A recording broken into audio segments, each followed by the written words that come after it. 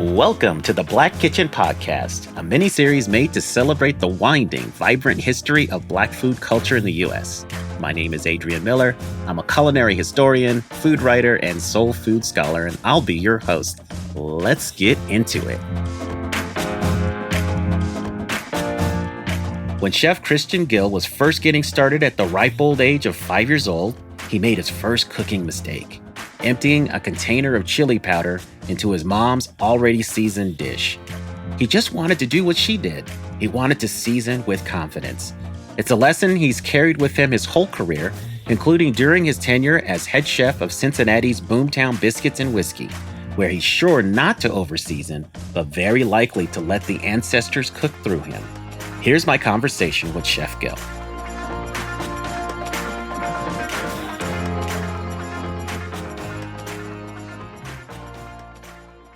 I'm here today with Chef Gill of Boomtown Biscuits and Whiskey. What's going on, Chef? Not a lot. Just trying to hang in there with all of the Rona. Oh, yeah, I understand. It's tough, man. So tell me about this restaurant's name, Boomtown Biscuits and Whiskey. Tell me about the journey. So Boomtown Biscuits and Whiskey is a very deep, thematic, immersive brand experience that is based on elevated comfort food. It's about the pioneers and prospectors that went out west in search of, their new life and staking their claim on something, whether or not that was gold, silver, or just their own land and their version of freedom. And so they went out west and they would make a mess of biscuits at their camp and then go up on top of a mountain and prospect for gold, mine for gold, and eat their leftovers from whatever they had for breakfast, and then come down off the mountain, pass a jug of whiskey around the fire and tell their stories. So that is the premise of our brunch forward restaurant. And we found ourselves expanding into just even more cuisine and being able to offer more, dinner items, more shareables, just a touch of everything, really.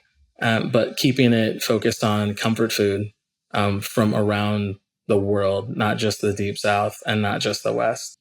So tell me about your connection to the West. Did you grow up in the West? I'm just curious how you got connected to that history. I actually did not grow up in the West myself. There is one of my great uncles was a Buffalo Soldier, and my grandparents had a picture, like a portrait of him hanging in their house. And so I do know that I have some affiliation there. But a lot of this story was actually created by my best friend, who actually is passed away, who was the co-founder of Boomtown Biscuits and Whiskey. His name was PJ Newman. And he was the one that originally had the idea for the brand, for the story. And I was the one that had the culinary aptitude that was appropriate for this story. And together, he came up to me. I was the executive chef at the Cincinnati Art Museum.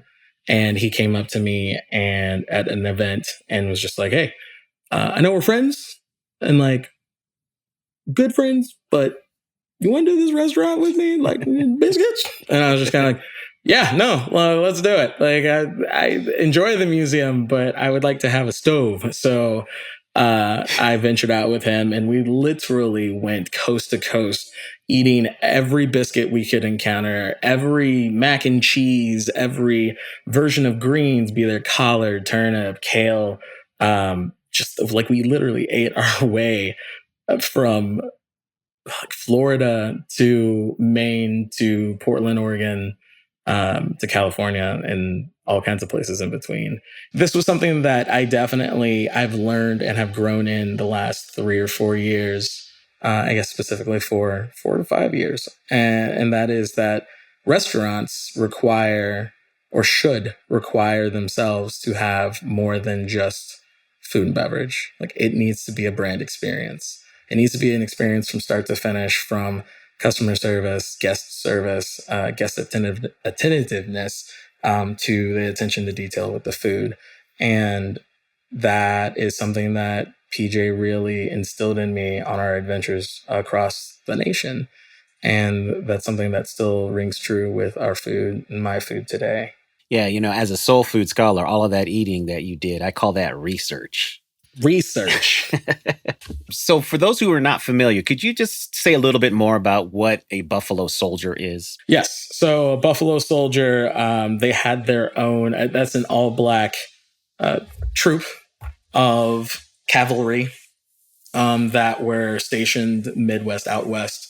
And the Buffalo Soldiers were actually integral in the Alamo, in that the Mexican American War, as well as just policing and sheriffing to a degree out west, and defending not only Native Americans from outlaws and other unsavory people, but establishing and assisting African Americans that wanted to be pioneers and frontiers to move out west. Now, where did you grow up? I grew up in Lexington, Kentucky.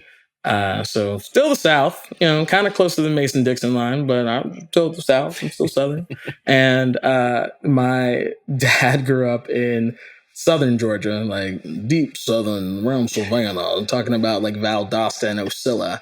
And so there's a lot of very deep South culture and rich food tradition that also persists through the story that I tell with food at Boomtown. And not just, the bluegrass and some of that Appalachian tendency that I also have. And then, of course, I have family members that grew up in the South in Louisiana and Mississippi. So there's a touch of Creole there as well. It's on my mama's side. I actually started cooking when I was like 5 or 6 with my mom and my grandmother. So I grew up in a single parent household, and for the most part of my life, my grandmother was the one that taught me how to make biscuits. My mom was the one that taught me that I should season with confidence.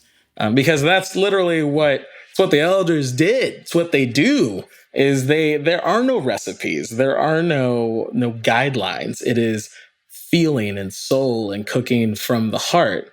And while I don't find it hard to be able to cook from the heart or use a recipe, like I tend to cook, like I said, season with confidence. And so I try to instill that in my crew as well. So tell me about your earliest cooking memory. Is that making biscuits or was it something else? My earliest cooking memories were of being in my grandmother's kitchen,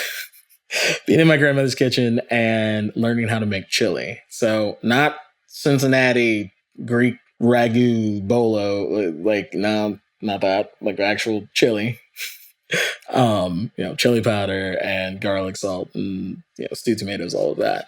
And I remember that like I saw my grandmother put chili powder in the chili pot, and I was like, oh man, like I want to do that. And I didn't ask without hesitation. I saw her put it down and she walked away, and then I picked it up and I just dumped the rest of the container in. And then I got cracked over the head with a rolling pin because she had already seasoned it. And like, even though I was excited and I was just dumb. I didn't know any better. I didn't know you're not supposed to touch that pot. I didn't know you're not supposed to stick your fingers. I didn't know any of that until right then. Like, it's like all of that innate subconscious knowledge of what you should not do when you mess with your your big mama, like, yeah, all of that, all of a sudden with that crack on the head, it was like Tweety Bird and Sylvester where, get cracked in the stars. And then it was that. And that is the earliest memory I have of quote unquote cooking and learning how to cook with my grandmother.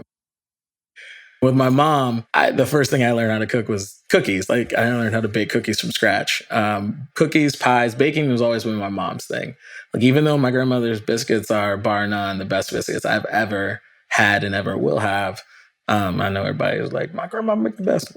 And even though that, like my mom's thing was baking, and my earliest memory of baking, like I got the cookies and like I mixed up the cookies. It was a combination of chocolate chip cookies and some sugar cookies. And I got them scooped out. I got them on the baking sheet, and then I stuck them in the oven. And the oven's hot. Used an oven mitt, stuck them in the oven, closed the oven. And somebody showed up at our door, like one of my uncles or my aunts showed up, and I turned around and I was really excited to just go say hi to them and go see them, what they were about, and see if they had any, candy for me or whatever. And then all of a sudden I smell smoke. I see black smoke. And my mom runs in the kitchen, just stiff arms me, runs in the kitchen, opens the oven door, and there's the oven mitt on the bottom on the heating element in the electric oven, just on fire. And I was just like, ah! And I'm trying to go get water out of the sink. And my mom is just stiff arm checking me, and she's just like, get back, and then takes like a whole box of salt and just dumps it on, and it goes out. And I was just like, I thought salt was for eating. Why are we using salt?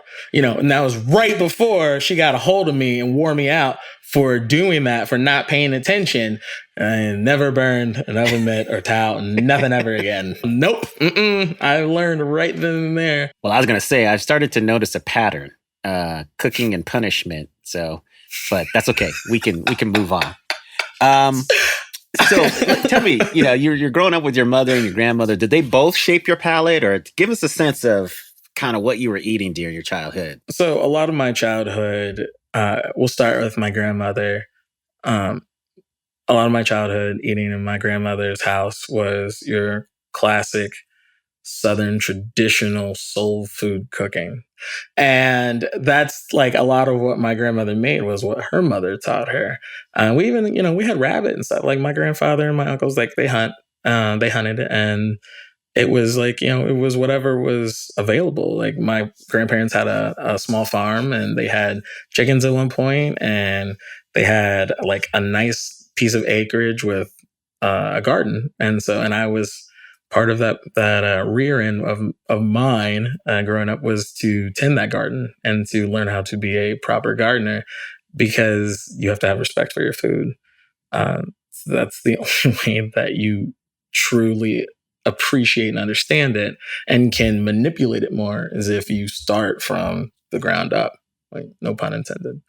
Yeah. And so a lot of my grandmother's like rearing was that. Whereas my mom was the one that introduced me to international cuisine. So my mom would take me to like Thai restaurants, or like, we went to a Chinese restaurant. We went to a traditional Mandarin or Cantonese restaurant, which we had those in Lexington, Kentucky. You would think that we didn't, but that's what we had.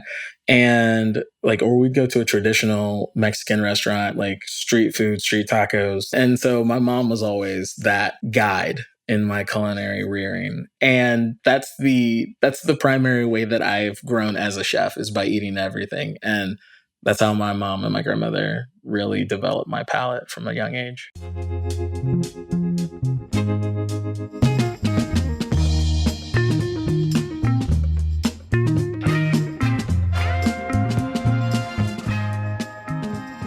All right, let's talk biscuits. Now, look, I know not to get the secrets, but if you can, tell me how your biscuits are, say, different than your grandmother's, which is the gold standard for you. Or are they the same? Is it the same recipe? Oh, there's variation between my biscuits and my grandmother's biscuits. It really is the butter to lard ratio. So my biscuits are comprised of sugar, salt, butter, lard, buttermilk, and self-rising flour.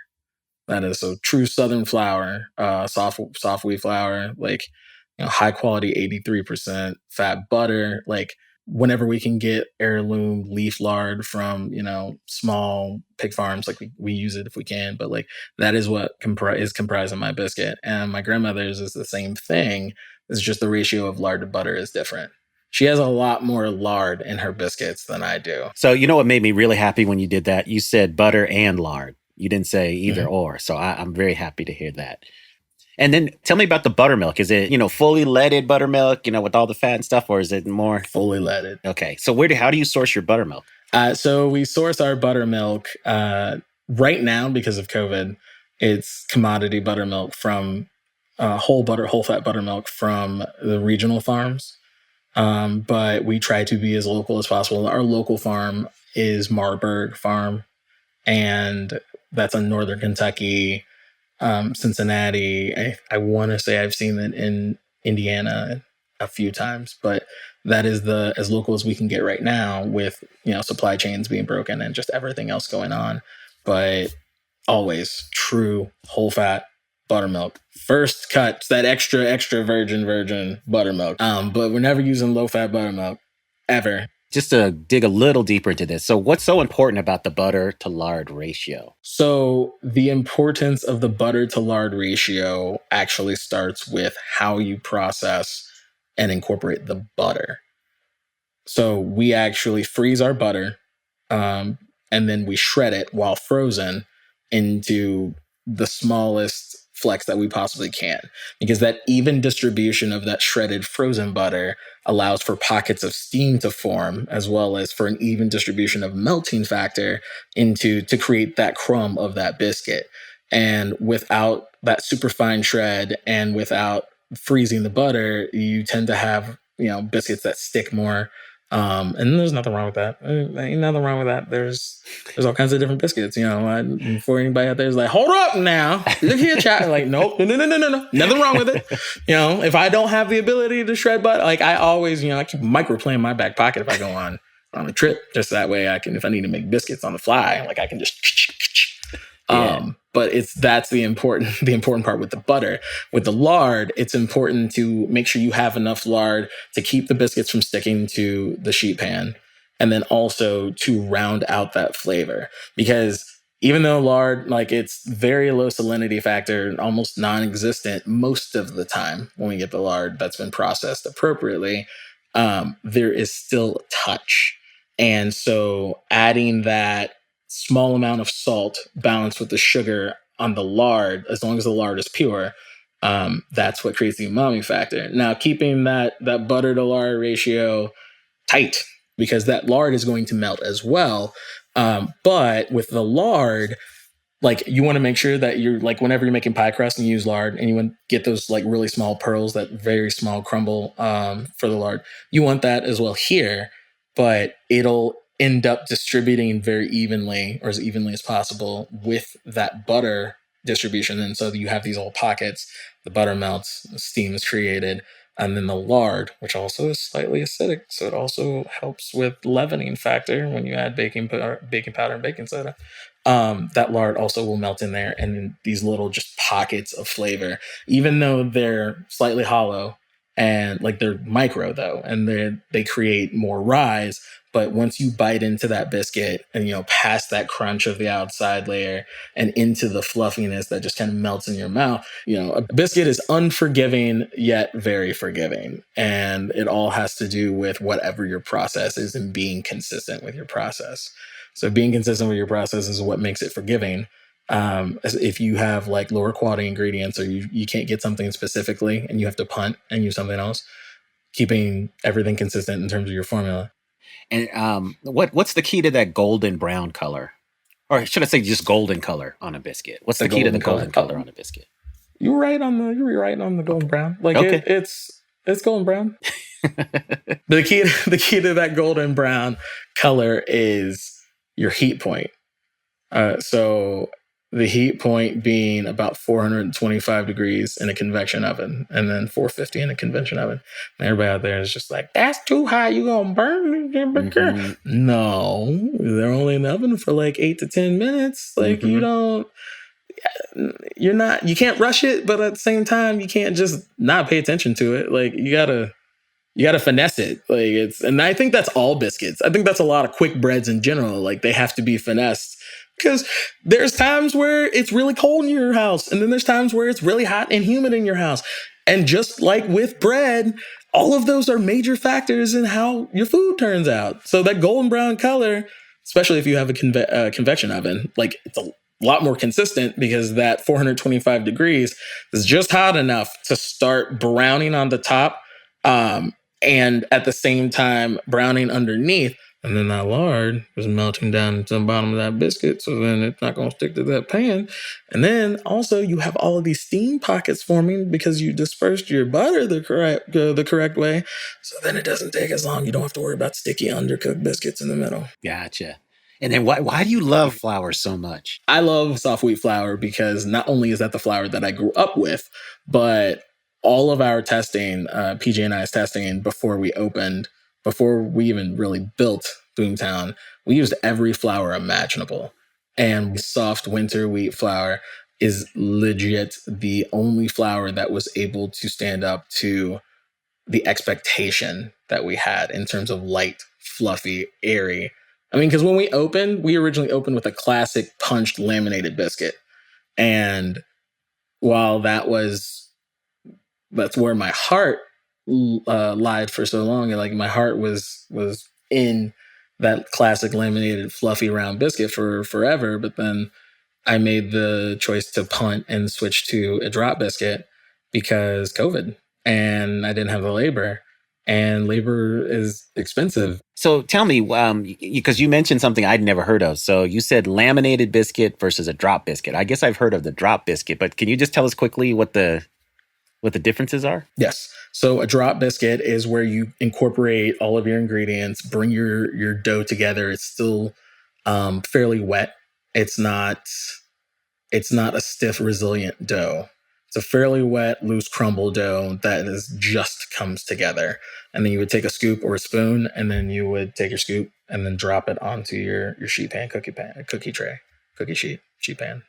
Same thing. Mm-hmm. Whereas a laminated classic biscuit, and not everyone laminates them, but classic punched biscuit, round punched or square, we put it on the table, like we table the biscuit and then biscuit dough, and then we roll it out and then we fold it, with a little bit of flour in between the layers, about 7 to 11 times. And then so what that does, you have that shredded butter factor of those little pockets of steam creating more leavening and the lard, but then also you have this lamination. So it helps to make the biscuit rise, but also not only rise straight up, but then you have all of these little layers and you can peel that biscuit apart and just go to town. Okay. Yeah, I was just thrown off a little bit because every time I hear laminated, I think of a plastic film over something. Yeah, you're right. That or croissants is generally the only thing I ever hear. Like people like, oh, you real fancy on that? Yeah, you mentioned him earlier, but can you tell us a little bit more about your founding business partner, PJ? Yes. So PJ Newman, he died January 18th of 2020. So right before the pandemic, right before the major shutdowns and quarantine. And we'd been friends for a number of years. And he had this dream of owning a biscuit restaurant. And, he kept trying to find the right space for it and find the right person to lead the culinary side. Like he was very passionate about food and beverage. One of the quickest bartenders in the city as well. But he really wanted to let a chef shine as opposed to just, providing everything himself. And we collaborated on a number of things, as well as my first sous chef as well, who also is very passionate about Southern food. But he was really just wanting to tell this story. And, he had eaten a lot and traveled a lot. And he found that the brand experience was from start to finish. That was where he was most impressed and had the most memorable experience. But PJ and I would order half the menu anywhere we went. Like we would sit down and, the server would come out and how are we doing tonight? How are you doing today? And then PJ would just be like, I want 6 of the 12 appetizers. And they would just be like, oh, y'all going in. And then we would get 4 entrees. We wouldn't have any room for dessert. They come back over excited because they think that we're about to buy all the desserts and they about to get this money. And then I'd be like, nope, no desserts. But that's the best way to learn. Like I said, you eat everything. And it's because of PJ's background that you decided to pair biscuits and whiskey. Did he come up with that? He came up with that as part of the brand storyline that I mentioned before about the prospector story of going up on top of the mountain prospecting mess of biscuits and then coming down and jug of whiskey. And I mean, it's a fairly precarious combination. You don't always have people that want to drink themselves silly while eating breakfast. My staff does a great job of, balancing out the appropriate amount of spirits in cocktails that we have. Tell me about the early years of running your restaurant. Any adversity, any hurdles? It was a lot. I mean, talk about COVID. With being an independent restaurant, there's always the hurdles of getting open and then spending way too much money on labor, like everything, trying to figure out what it is that you're doing. And then the second one was, trying to figure out our true identity, because originally my restaurant was set up to be more of a slower paced fine dining, semi-fine dining brunch spot with the elements of cast iron and, aluminum pans and stuff. We still were going to elevate to a level beyond expectation. And then we realized in the first 3 weeks that that's not what people wanted. They wanted 15-minute ticket times. They wanted to sit down and find something and eat it because they treated it more like a greasy spoon, breakfast diner. Like that's what they originally treated it like. Mhm. So we had to overcome that hurdle. It was a lot. It was very humbling because there was a lot of me taking a lot of things off the menu, replacing them with more efficient, smaller items, things that were more efficient to build, more efficient to prep, and it was a lot. It wasn't quite as humbling and upsetting for me as changing the biscuit to the drop biscuit, but that was major. And then, compiling on from that, we figured it out. That's just how restaurants are. You figure something out and you feel like you're ahead, and then all of a sudden you're 52 steps behind. And it's nothing of your own accord. Sometimes it's just the way it is.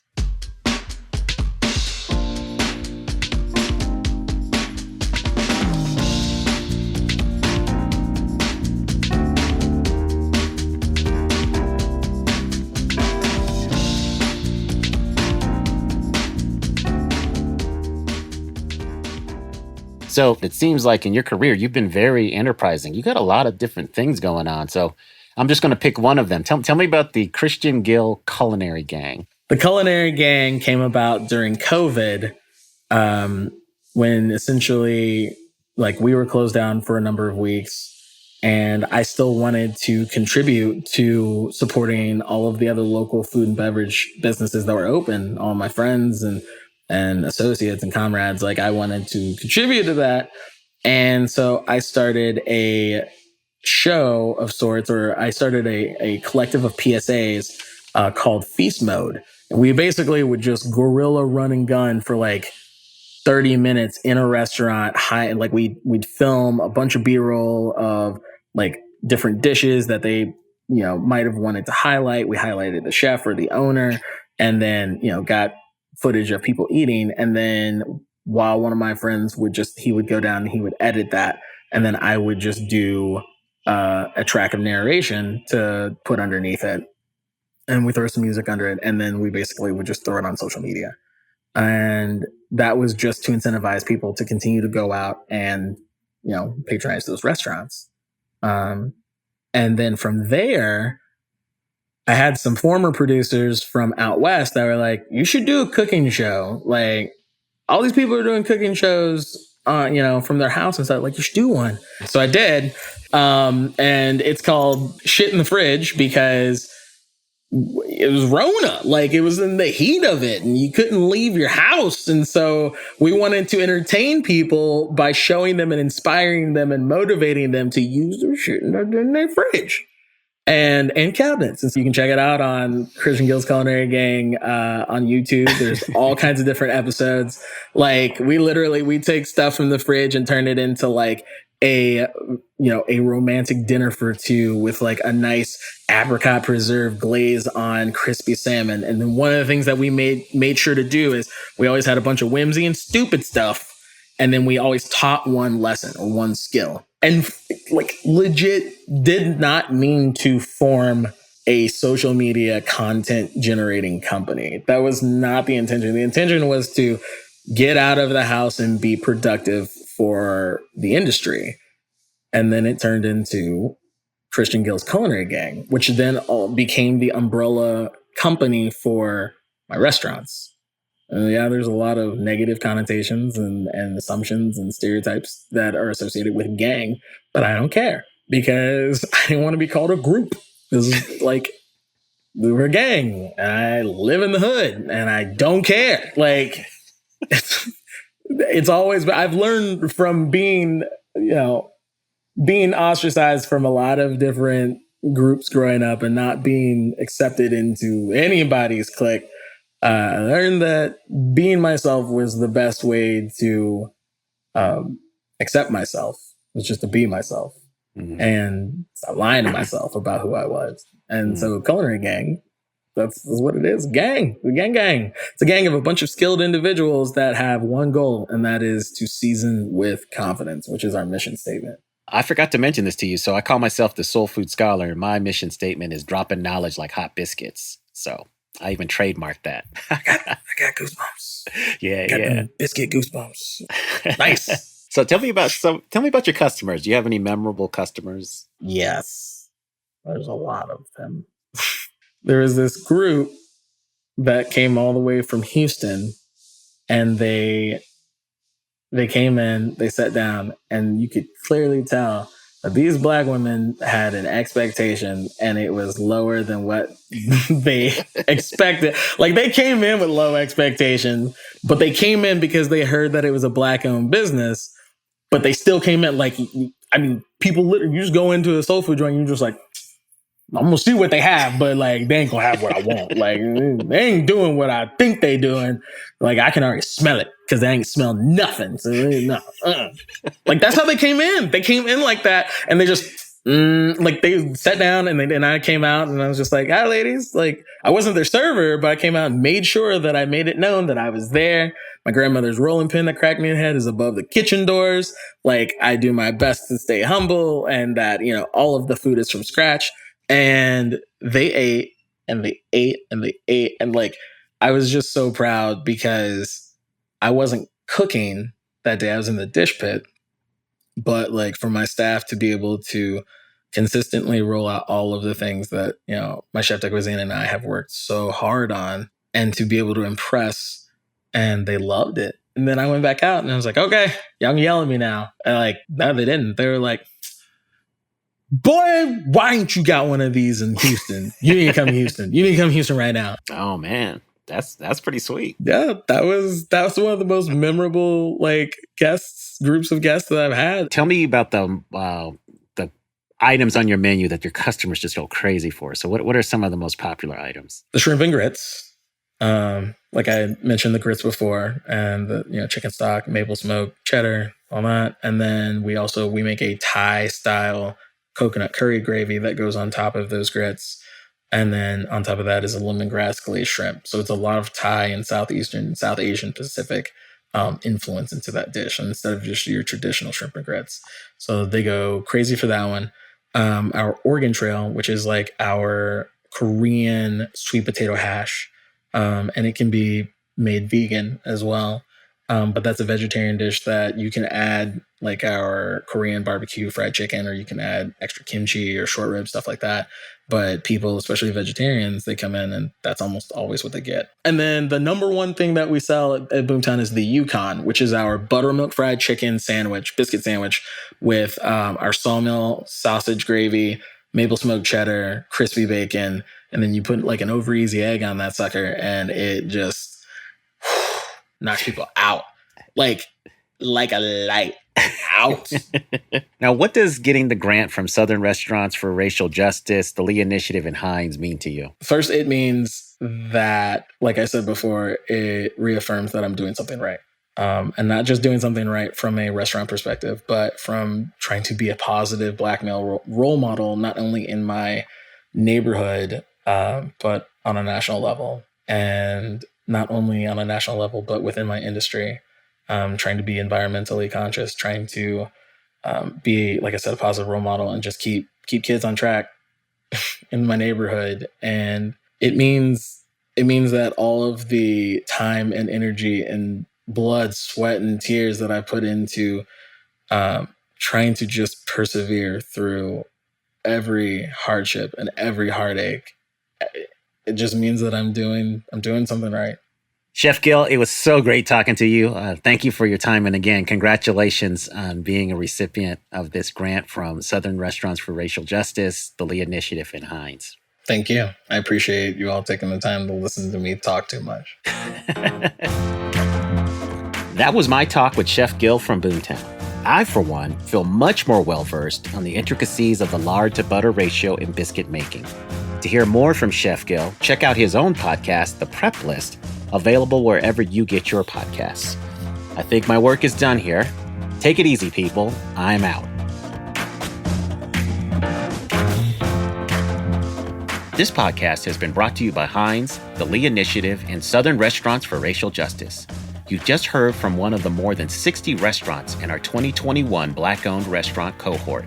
To learn more about this partnership, visit theblackkitcheninitiative.com.